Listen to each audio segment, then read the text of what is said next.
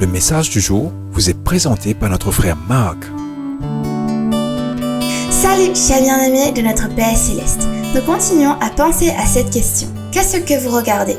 Bien-aimés, peu importe à quel point nous nous sentons bien actuellement, mais quand nous retirons nos yeux sur Jésus, nous sommes blessés.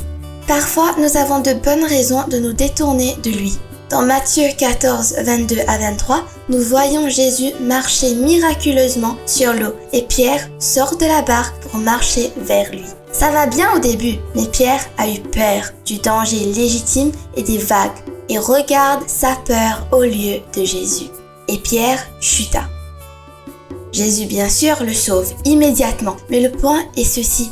Peu importe la réalité du danger, peu importe à combien grand est le problème, si nous retirons nos yeux de Jésus et regardons nos peurs au lieu de notre foi, nous allons tomber. Mais quand nous regardons Jésus, nous pouvons continuer à avancer dans la vie, même si les circonstances semblent impossibles.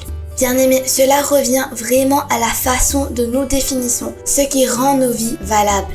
Vivez-vous pour la gloire de Dieu ou essayez-vous simplement de garder tous les détails au travail ? Bien-aimés, il y a une grande différence dans le sens de votre vie. Cela dépend quelle est la motivation dans votre vie. Bien-aimés, voyez-vous à quel point ce sur quoi nous nous concentrons est important. Dans ma vie, quand j'ai peur et que je suis en colère, je ne regarde jamais Jésus et je regarde toujours les gens, moi-même ou les circonstances du futur. Honnêtement, bien-aimés, regarder Jésus systématiquement demande juste de la discipline. Si vous manquez de discipline pour regarder Jésus tout d'abord, demandez-lui de vous aider. Dieu aime quand nous voulons grandir et il vous donnera tout ce dont vous avez besoin pour marcher avec lui d'une manière plus profonde. Deuxièmement, consultez la Bible, la parole de Dieu, car elle contient tout ce dont vous avez besoin pour savoir comment suivre Dieu et vivre dans ce monde. Ce sera un outil vraiment utile pour vous dans ce moment-là. Et bien aimés, à la fin de la journée, espérons et faisons entièrement confiance à Jésus. Cherchons à chaque instant à garder notre concentration avec une perfection semblable à un laser sur le Saint-Esprit, sur notre Seigneur.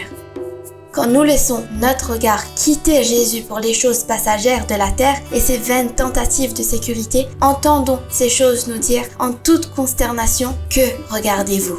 Parce que vraiment, en tant qu'enfants rachetés de Jésus, nous n'avons rien à faire à chercher tout autre chose que Jésus pour l'espoir, la joie et la sécurité.